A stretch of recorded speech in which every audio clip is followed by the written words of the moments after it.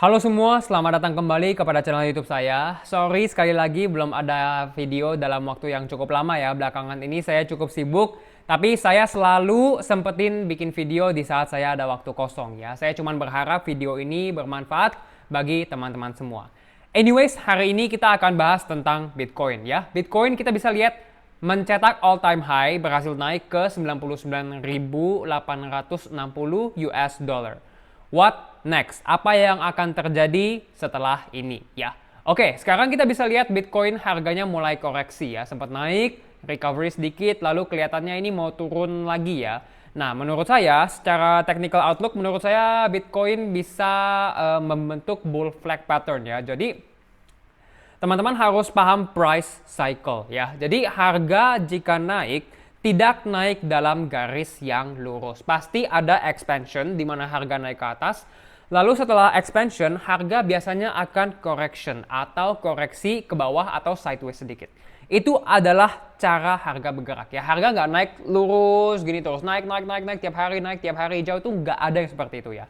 Harga naik itu naik ekspansi, lalu koreksinya bisa turun atau sideways gitu ya. Dan sekarang kita bisa lihat Bitcoin sedang di fase sideways, fase koreksi ya. Dan karena overall kita sedang dalam bullish market, menurut saya tren sideways ini ya, fase koreksi ini hanya sementara dan mungkin dalam ya beberapa minggu ke depan Bitcoin akan breakout dan mencetak all time high ya. Jadi untuk sementara menurut saya akan sideways correction dulu ya, sideways correction sebelum nanti akan lanjut naik dan breakout untuk mencetak all time high baru.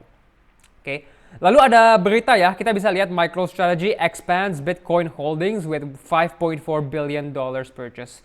MicroStrategy terus beli Bitcoin. Mau di pucuk, mau di bottom, mau di tengah trend, MicroStrategy terus beli Bitcoin.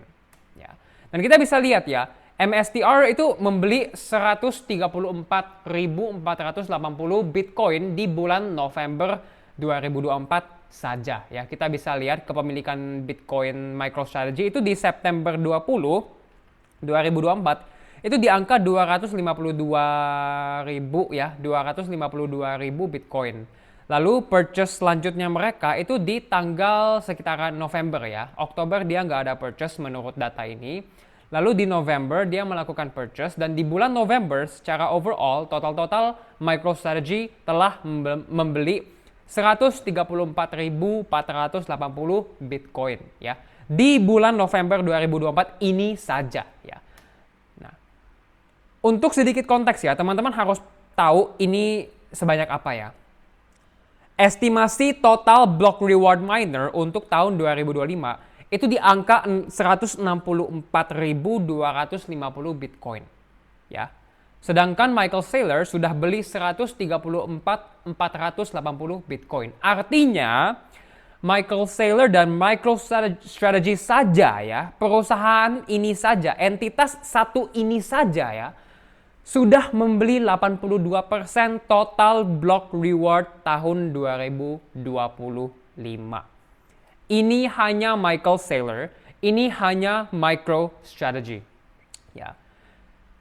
Kita bisa lihat masih banyak perusahaan lain yang terus mengakumulasi dan membeli Bitcoin. Ini adalah top 60 perusahaan dengan kepemilikan atau holdings Bitcoin paling banyak. Kita bisa lihat ya, Marathon Digital, ya Mara, Galaxy Digital, Riot Platforms, Tesla, Coinbase, CleanSpark dan sebagainya.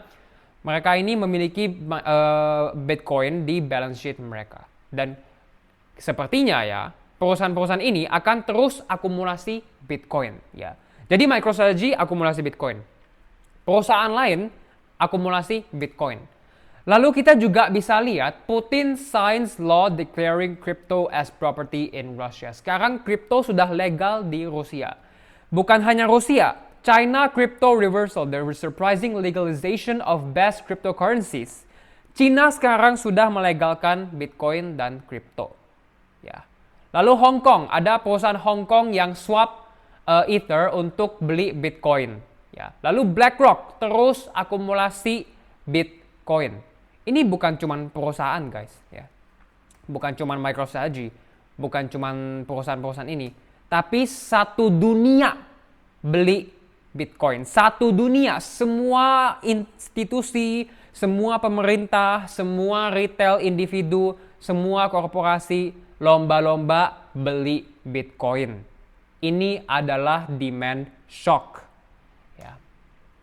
Sekarang kita bahas supply side Bitcoin ya.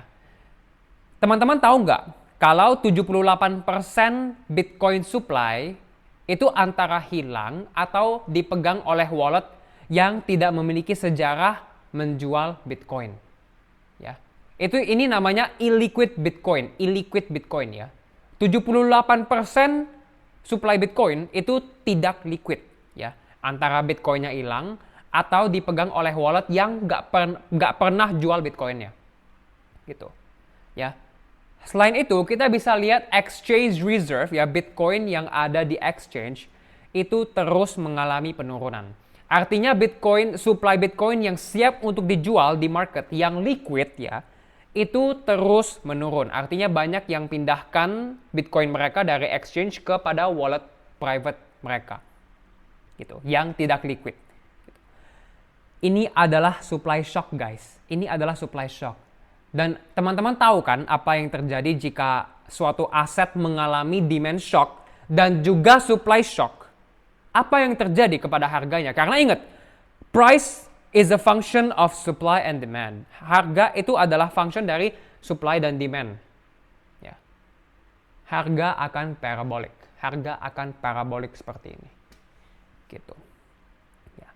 Jadi itulah untuk diskusi sisi demand dan sisi supply Bitcoin ya.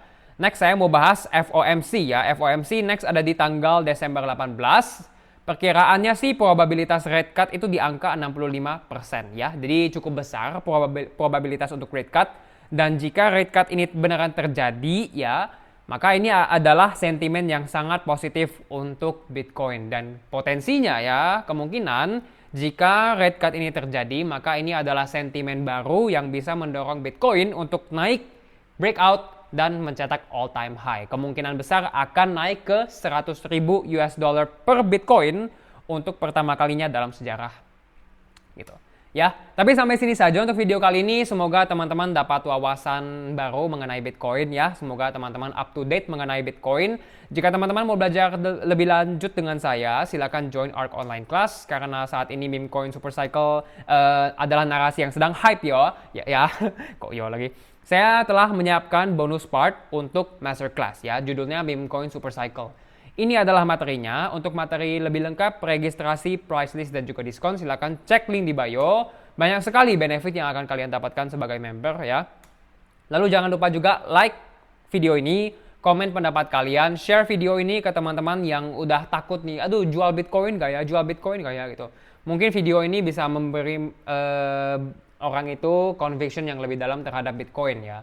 Karena MicroStrategy, Michael Saylor itu nggak pegang Bitcoin buat day trading gitu-gitu. Mereka hold untuk long term. Dan itu adalah mindset paling bagus jika teman-teman mau beli Bitcoin. Which is untuk pegang untuk long term. Gitu. Subscribe channel YouTube saya jika teman-teman enjoy konten saya. Jangan lupa juga untuk follow social media saya.